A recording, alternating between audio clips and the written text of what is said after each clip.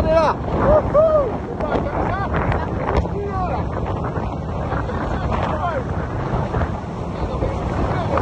On est à 35 nœuds.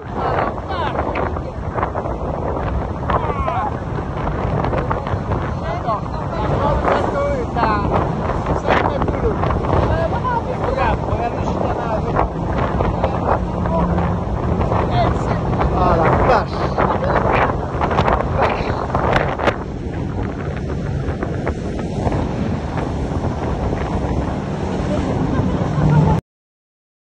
On est là, le Radianti.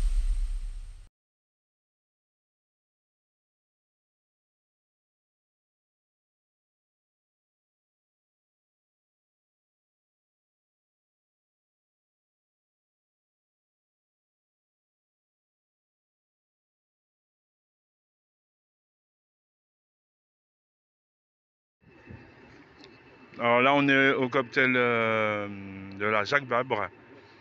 Donc voilà ce qui se passe en Martinique. La tour, donc juste en haut. Tout ça encore avec Look Radio Antilles, la radio des tubes en Martinique, qui vous fait découvrir ce joli.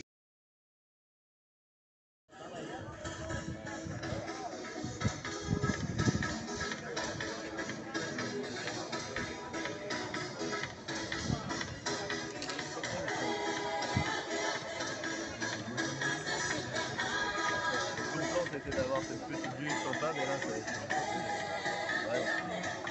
t'as les mecs de la sécu qui sont devant. Bonjour à tous, bonjour à toutes, soyez les bienvenus pour cette inauguration du village arrivé de la Transat Jacques Vabre, Normandie-le-Havre, destination Martinique. À mes côtés, Jean-Emmanuel Émile qui sera avec moi sur l'ensemble de ces 10 jours dans le village. Bonjour Jean. Bonjour Olivier, bienvenue à vous. Merci Jean de cet accueil, on est ravis de vous accueillir. On rappelle que le village sera ouvert du 20 au 30, ça sera gratuit, tout le monde peut y venir. On va montrer un petit peu tout ce qui va s'y dérouler tout au long de ces 10 jours. En attendant bien sûr dans quelques jours l'arrivée du premier bateau de la Transat Jacques Vabre Normandie-le-Havre, destination Martinique.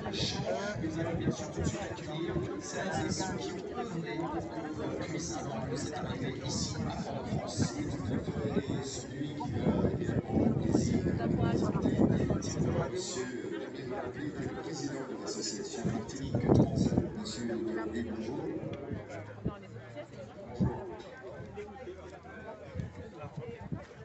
Monsieur le préfet.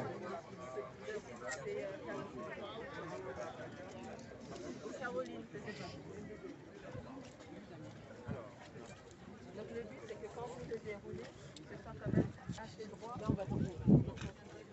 Monsieur le préfet,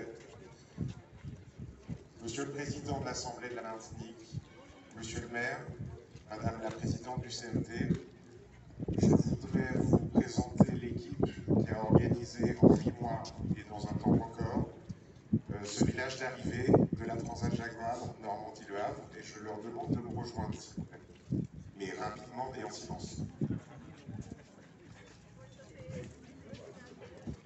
Alors j'aimerais avoir des personnes du CMT et des personnes de la mairie.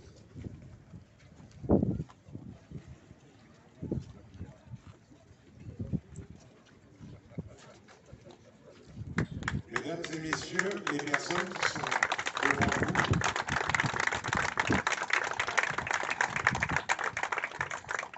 travaillent pour une bonne part d'entre elles bénévolement depuis 8 mois pour préparer l'arrivée de la Transat Jacques Vabre à la Martinique. Je voudrais saluer en premier lieu monsieur le maire, puisqu'on s'est vu au mois de janvier de cette année, à l'époque où nous avions un projet très embryonnaire, et vous m'avez dit oui pour cette organisation dans l'instant. Et vous m'avez dit oui pour la participation de la mairie juridiquement au sein de cette association. Cette association est un partenariat de public et de privé auquel nous tenons beaucoup. Et je veux saluer et vous remercier de cette décision qui a été sans ambiguïté immédiate. Je voudrais saluer Madame Di Gironimo, qui est la présidente du CMT. Chacun sait qu'il y a eu des élections cette année, que nous avons commencé dans un environnement politique qui n'est pas le même que celui d'aujourd'hui.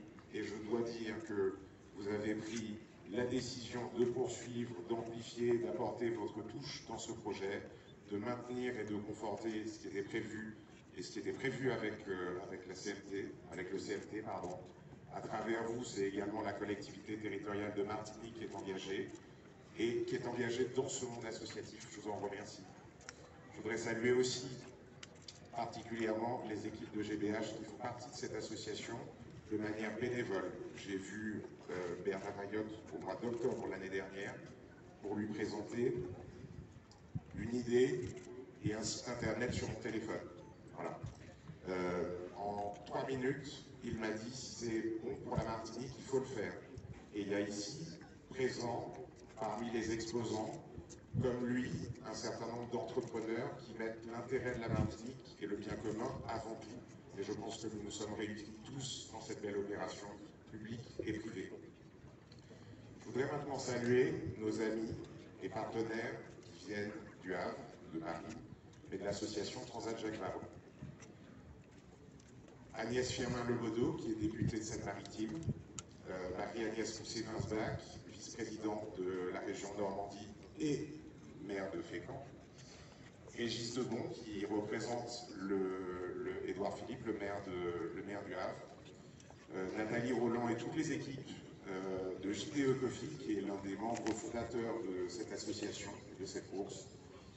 Et puis bien entendu, Caroline Caron, la directrice générale. Je ne sais pas par quel miracle vous nous avez fait confiance au mois de janvier-février, quand nous avons présenté simplement des PowerPoint pour vous dire ce qu'on imaginait.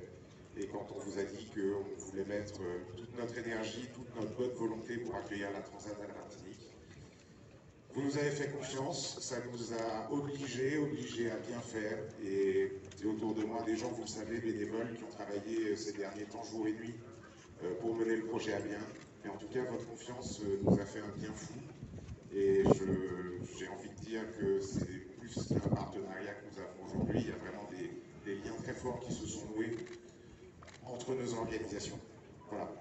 Je voudrais terminer en remerciant, alors je ne pourrais malheureusement pas remercier tout le monde, et j'aimerais pourtant beaucoup le faire, mais les forces armées aux Antilles, la Chambre de commerce, le parc naturel régional de la Martinique, le sanctuaire Agoa, le parc naturel marin, le grand port maritime, bien évidemment, parce que sans ces installations, nous n'aurions pas de marina sur l'eau, et puis toutes les entreprises, les entrepreneurs privés qui ont un peu acheté chape en sac il y a quelques semaines, quelques mois, et qui mettent eux aussi le bien commun, qui sont venus nous rejoindre. Je vais terminer en disant qu'au sein de cette association qui montre qu'on peut faire de belles choses à la Martinique quand on a envie de les faire ensemble, ça n'a pas été facile. Il y a eu de la méfiance, il y a eu de la défiance au début. Et puis petit à petit, chacun s'est rendu compte qu'on venait dans cette aventure pour servir et pas pour se servir. Voilà, je vous souhaite à tous la bienvenue. On va découvrir ensuite le village ensemble. Je ne vais pas m'étendre sur tout ce qui va vous être présenté, mais chacun est ici chez lui et je vous remercie d'être aujourd'hui si nombreux avec nous. Merci, M. René Delory, le président de l'association.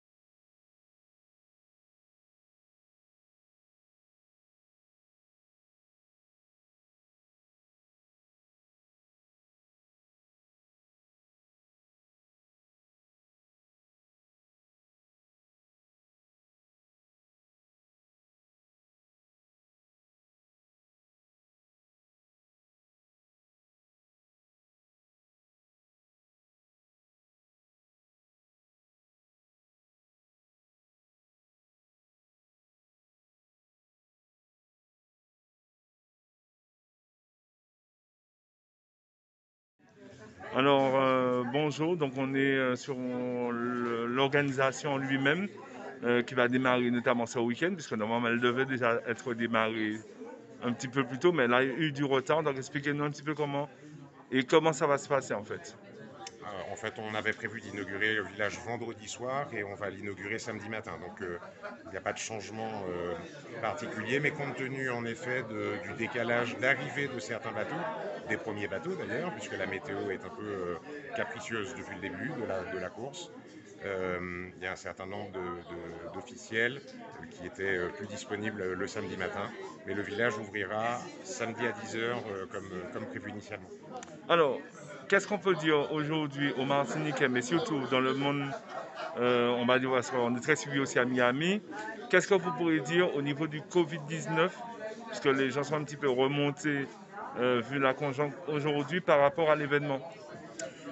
Bah écoutez, deux choses. On a depuis le début des relations très étroites pour l'organisation avec la mairie de Fort-de-France et avec la préfecture, avec lesquels nous avons décidé, en réalité c'est eux qui ont décidé et puis on s'y est plié, c'est comme ça que ça fonctionne, mais d'un protocole qui soit plus contraignant pour nous que les règles applicables à tout un chacun.